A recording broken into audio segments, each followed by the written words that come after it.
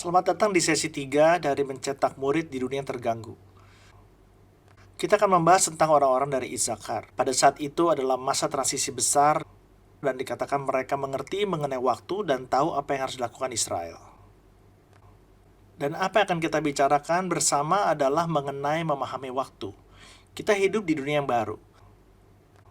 Kita hidup di dunia yang tidak akan pernah sama dengan yang lama. Sudah berubah.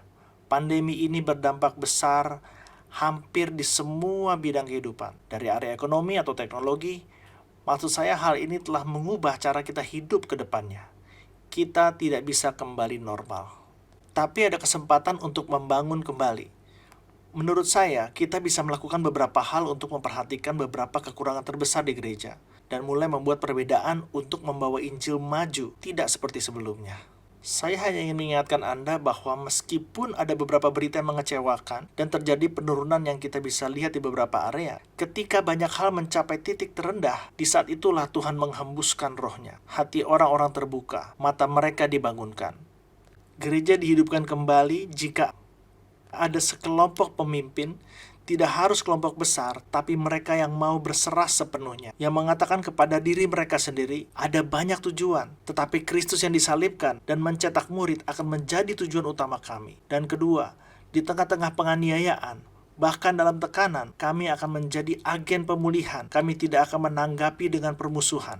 Jika Anda sudah mengikuti kami, Anda tentu tahu ketika saya berdoa dan berpikir dan bertanya kepada Tuhan, apa yang harus kita lakukan secara global sebagai pemimpin gereja dan gembala dan pendeta, Tuhan memberi saya akronim, dan singkatannya adalah C untuk Christ. Mari kita fokus kepada Kristus, bukan penyebab. Huruf H adalah untuk healing atau pemulihan, bukan permusuhan. R adalah untuk relationship atau hubungan, bukan real estate. Izinkan saya memberitahu apa yang saya maksudkan dengan itu. Tahukah Anda bahwa bangunan di seluruh dunia, gedung gereja, besar, kecil, sedang seperti kota hantu?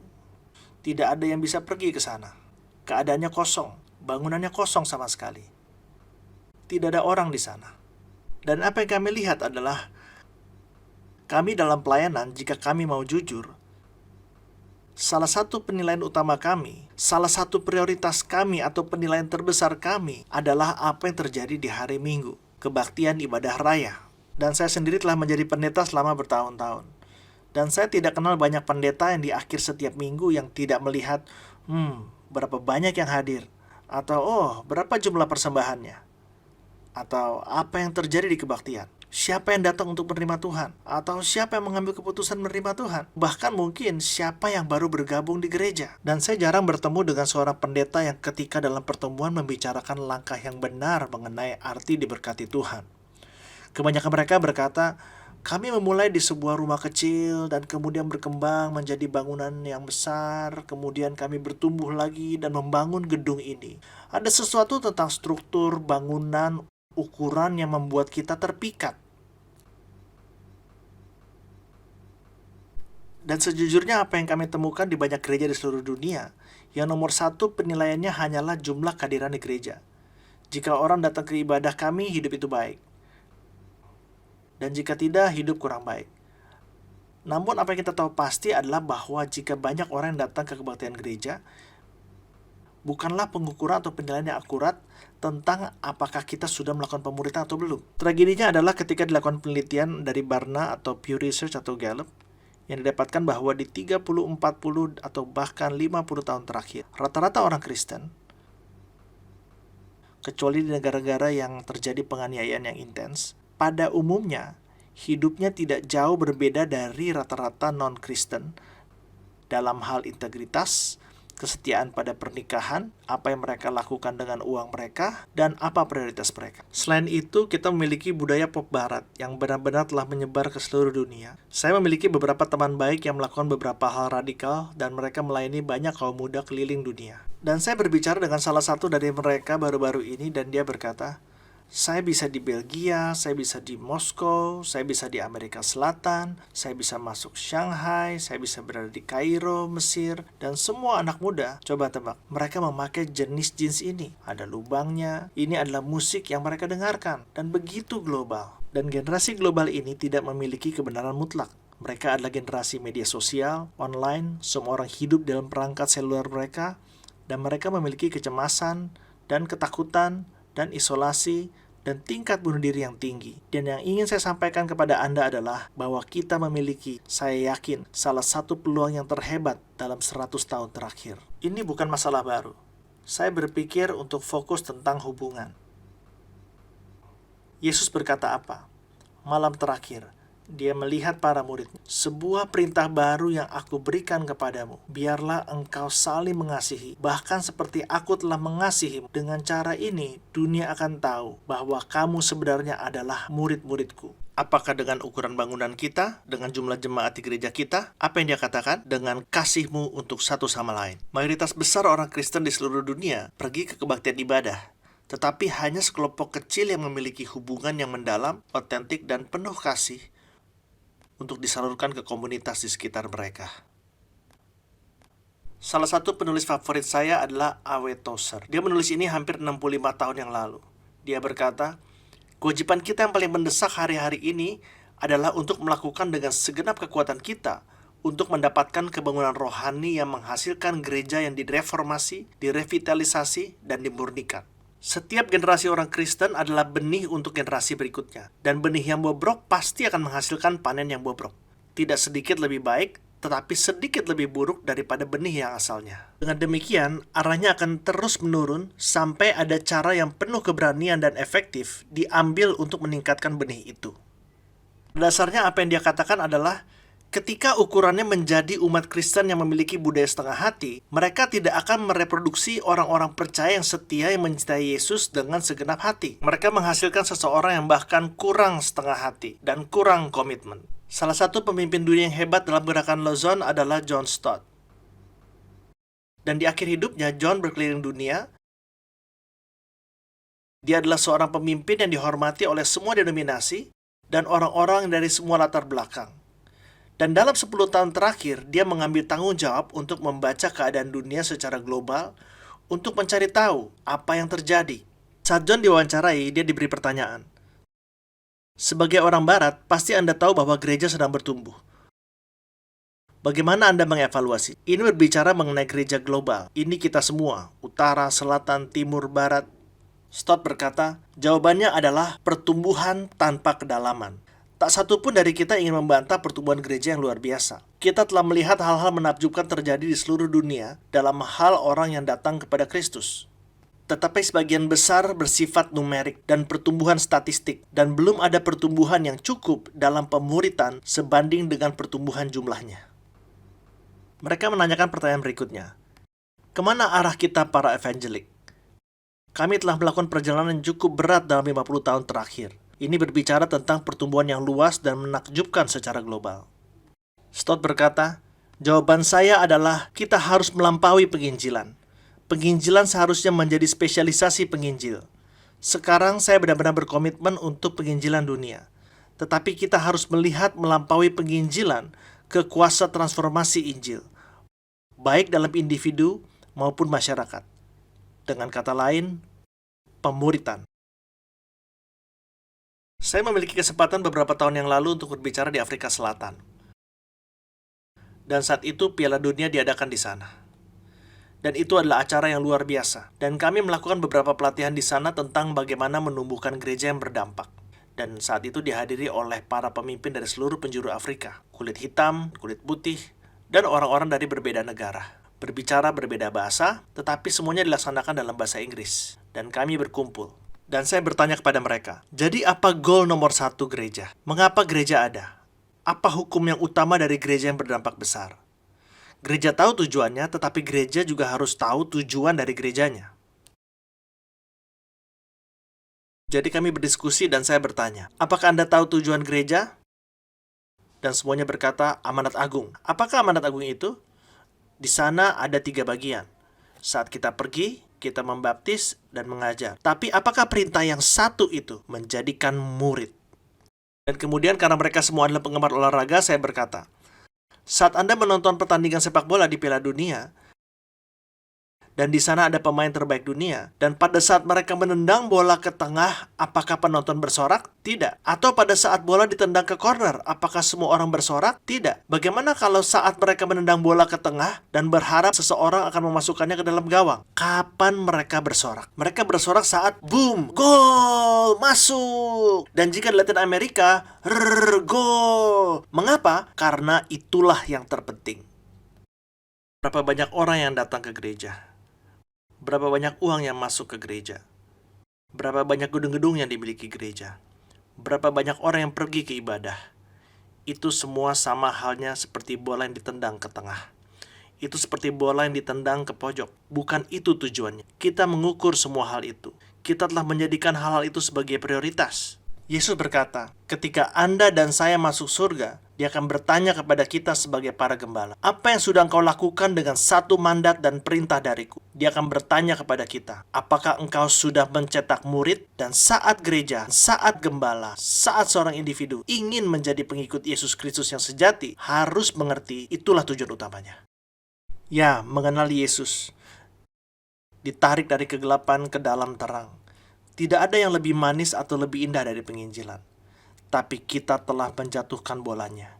Kita benar-benar menjatuhkan bolanya. Dan sebagian dari bola itu telah dijatuhkan karena kita telah menghargai dan memprioritaskan pelayanan penyembahan dan persembahan, serta jumlah kehadiran dan bangunan yang menyertainya lebih dari hubungan pribadi dengan Tuhan. Bayangkan tentang gereja mula-mula. Tahukah Anda bahwa gereja mula-mula sebenarnya tidak memiliki banyak gedung atau bahkan tidak ada sama sekali selama hampir 300 tahun pertama? Sebagian dari alasannya karena ilegal. Mereka bertemu di rumah-rumah, mereka bertemu di kuburan bawah tanah, mereka bertemu di sini, bertemu di sana, mereka bertemu di luar. Tapi fokusnya bukanlah ini adalah tempat kita. Kita telah sampai pada saat di mana orang berkata gereja, yang kita maksud adalah gedung gereja. Itu bukan gereja. Anda tahu itu, saya juga tahu. Dan sebelum Anda bersikap defensif, saya telah menjadi pendeta selama lebih dari 35 tahun. Dan ada banyak tekanan. Dan satu hal jika kita tidak berhati-hati, waktu kita bertemu dengan sekelompok orang yang kita investasikan sesuatu di hidup mereka, dan mau mereka menjadi dewasa, kita harus mengatur seluruh struktur gereja kita dengan tujuan bukan untuk melihat berapa banyak orang yang datang. Itu tentu saja merupakan sedikit bagian dari itu. Tetapi dengan berapa banyak orang yang menyerahkan dirinya kepada Tuhan. Berapa banyak orang yang menjalani kehidupan yang terpisah dari sistem dunia. Berapa banyak orang-orang di gereja kita memiliki penilaian diri yang bijaksana dan mengetahui karunia rohani mereka dalam melayani. Berapa banyak dari mereka yang terlibat dalam komunitas yang mendalam, saling mengasihi dalam hubungan yang mendalam, dan menyadari bahwa ada seseorang yang peduli kepada mereka, tidak peduli apa yang mereka lalui. Dan berapa banyak dari mereka yang begitu jatuh cinta dengan Tuhan Yesus, bahkan ketika ada kejahatan dan ketidakadilan, mereka benar-benar membalas kejahatan dengan kebaikan. Saya ingin mengajak Anda untuk masuk dalam kesempatan baru ini. Di sini di Amerika Serikat dan juga di banyak tempat di seluruh dunia, gereja belum dapat bertemu. Dan saya telah berbicara dengan banyak pendeta. Mereka mengajar secara online dan melakukan yang terbaik yang mereka bisa lakukan. Tetapi momentum gereja, vitalitas gereja, pengaruh gereja, dalam banyak hal, itu sangat minim sekali. Tapi itu tidak berlaku untuk semua orang. Saya melihat beberapa pendeta yang berbicara dengan saya, mereka melihatnya sebagai kesempatan. Mereka menganggapnya sebagai kesempatan untuk melakukan berbagai hal melalui Zoom, untuk mengenakan masker, dan bertemu di rumah. Dan untuk mendesentralisasikan apa yang terjadi. Ketika COVID mengembalikan beberapa tingkat interaksi, saya pikir kita akan melihat semua jenis gereja baru dan semua jenis pengalaman baru.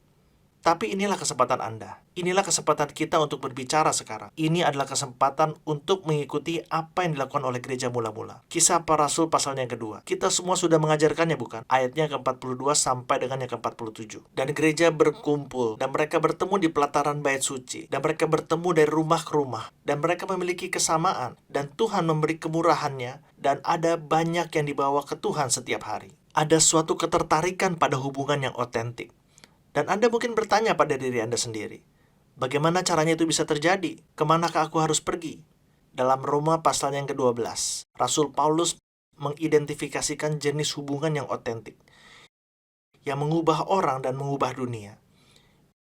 Ikuti terus ketika saya membaca dari ayat 9 sampai ke 13. Hendaklah kasih itu jangan pura-pura. Jauhilah yang jahat dan lakukanlah yang baik. Hendaklah kamu saling mengasihi. Kata yang sangat kuat artinya menyerahkan hidupmu sebagai saudara dan saling mendahului dalam memberi hormat. Janganlah hendaknya kerajinanmu kendor. Biarlah rohmu menyala-nyala dan layanilah Tuhan. Bersukacitalah dalam pengharapan. Bersabarlah dalam kesesakan. Dan bertekunlah dalam doa. Bantulah dalam kekurangan orang-orang kudus, dan usahakanlah dirimu untuk selalu memberi tumpangan. Bagian itu menciptakan gambaran yang sangat jelas tentang bagaimana Anda bisa menjadi ujung tombak. Tidak peduli apapun yang Anda harus lakukan. Saya akan meminta Anda untuk menemukan sekelompok kecil orang yang akan Anda tuju untuk bersama membangun komunitas yang otentik, yang akan Anda muridkan, yang akan Anda katakan, ya, saya harus berkhotbah, ya, saya akan memenuhi kebutuhan dan melihat orang yang sakit, ya, aku memiliki tanggung jawab gereja, tetapi apapun yang terjadi, aku akan lebih bersemangat dalam diriku untuk membangun hubungan dengan Tuhan Yesus, dan itu menjadi hal yang terpenting bagiku, dan aku akan terus memuridkan orang-orang, bukan hanya untuk apa yang mereka dapatkan, tapi untuk apa yang kita bisa lakukan bersama. Kalau Anda mempelajari bagian ini baik-baik, dan saya memberi Anda catatan untuk menjelaskannya, jadi itu akan sangat membantu.